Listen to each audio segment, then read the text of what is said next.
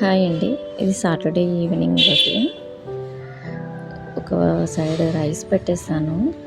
Already afternoon చేసిన పప్పు, అలాగే కొత్తిమీర పచ్చడి ఉన్నాయి. కానీ అవి సరిపోవు. చిన్న అనపకాయ ముక్క ఉందని చెప్పి అది కర్రీ చేసేద్దామని కుక్కర్ పెడుతున్నాను.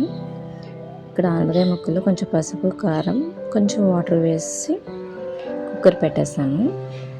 కొంచెం ఎర్లీగానే కుక్ చేసేస్తున్నానులేండి ఈ టైంలో. ఎందుకంటే ఈవినింగ్ నేను ట్యూషన్ అది చెప్తాను పిల్లలకి. సో, అందుకని ఎర్లీగా కుక్ చేసేస్తున్నాను. ఎప్పుడూ అయితే కర్రీ ఒకటి ఎర్లీగా చేస్తాను. 6:30 అరౌండ్ 6:30, 7 ఆ టైంకి రైస్ పెడతాను. ఈరోజు ఏంటంటే రైస్ కూడా కొంచెం త్వరగా పెట్టేద్దామని పెట్టేసాను. కుక్కర్ అయితే విజిల్ వచ్చేసింది. మా పిల్లలైతే హాల్లో టీవీ చూస్తున్నారు. ఇక్కడ ఒక సైడ్ రైస్ అవుతుంది, పక్కన ఒక సైడ్ ఏమో కర్రీ అయిపోతుంది. సో వాళ్ళకి స్నాక్స్ ఏమీ చేసి ఇవ్వలేదు. అది ఒకటి ఉంది. ఇప్పుడు రైస్ కంప్లీట్ అయిపోతే వాళ్ళకి స్నాక్స్ కూడా చేసి ఇచ్చేద్దామని చూస్తున్నాను. ఇంకా కుక్ అవ్వలేదు రైస్. సో ఇక్కడ రైస్ కూడా ఆల్మోస్ట్ ఫినిష్ అయిపోయింది. పాప్కార్న్ చేద్దామని పాప్కార్న్ తీసాను. ఒక ప్యాకెట్ ఉంటే వాళ్ళకి పాప్కార్న్ అంటే చాలా ఇష్టం. సో ఇన్స్టెంట్గా చేయడానికి ఎప్పుడైనా బయటికి వెళ్ళినప్పుడు నేను అలా ఒక 2-3 ప్యాకెట్స్ తెచ్చి పెట్టుకుంటాను. రెగ్యులర్గా అయితే చేయనులేండి. మంత్లో ఒక 2-3 టైమ్స్ అలాగా పాప్కార్న్ చేసేసి ఇస్తాను. ఇక్కడైతే చూసారు కదా, ఆనపకాయ కంప్లీట్గా ఉడికిపోయింది. పాప్కార్న్ రెడీ అయిపోయింది. అలాగే ఆనపకాయ తాలింపు అది వేయడానికి కూడా రెడీ చేసి పెట్టుకున్నాను. ఇక్కడికి పిల్లలకి ఇచ్చేస్తాను అన్నమాట పాప్కార్న్ తీసుకెళ్ళి.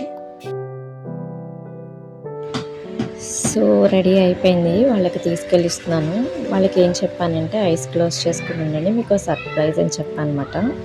సో అందుకని వాళ్ళు ఐస్ క్లోజ్ చేసుకొని సర్ప్రైజ్ ఏంటని వెయిట్ చేస్తున్నారు. అందుకే పాప్కార్న్ చూడగానే వాళ్ళు చాలా హ్యాపీ ఫీల్ అయ్యారు, తీసుకున్నారు.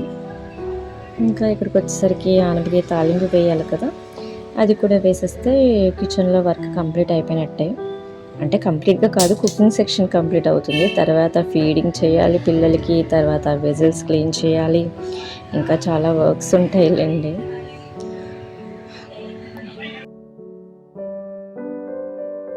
సో ఇక్కడైతే తాలింపు వేసేస్తున్నాను. మీకు ఆల్రెడీ చెప్పాను కదా, పోపులన్నీ నేను ఒక డబ్బాలో వేసేసి పెట్టుకుంటానని. సో నాకు ఇన్స్టెంట్గా బాగా యూజ్ అవుతుంది. సో ఇక్కడ తాలింపు కూడా కంప్లీట్ అయిపోతుంది ఆల్మోస్ట్.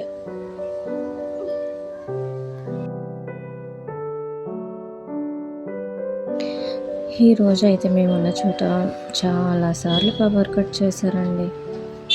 అలసిపోయాను. నేను చాలా పని చేద్దాం అనుకున్నాను. కబోర్డ్స్లో ఉన్న బట్టలన్నీ తీసేసి పెట్టాను, నీట్గా సర్ది పెట్టుకుందామని. మార్నింగ్ ఎప్పుడో తీసి పెట్టాను, కానీ పవర్ లేక అసలు ఆ వర్క్స్ ఏవి చేయలేదు, అలానే వదిలేసాను.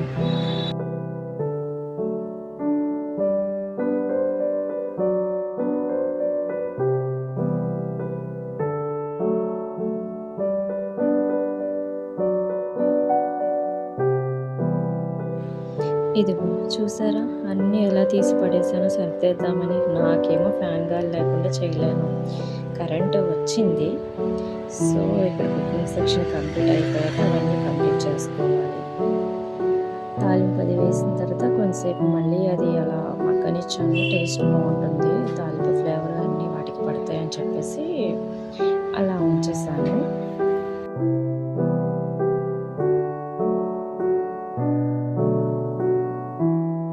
ఆనపకాయ కర్రీ అంటే మీరు కూడా ఇలానే చేస్తారా? ఇంకా వేరే ప్రొసీజర్ ఏమైనా చేంజ్ చేస్తారో తెలియదు. నాకు వచ్చిన కుకింగ్ అయితే ఇదేనండి, నేను చేసుకొని ఈజీ ప్రాసెస్లో. సో ఫైనల్లీ ఆనపకాయ కర్రీ కంప్లీట్ అయిపోయింది.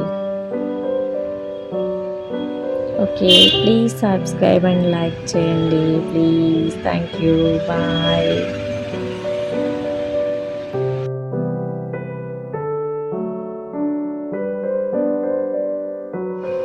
అన్నట్టు చెప్పడం మర్చిపోయానండి. ఫైనల్లీ కొత్తిమీర ఉంది ఈరోజు. సో ఫైనల్లీ కొత్తిమీరతో కొంచెం గార్నిష్ చేశాను అనమాట.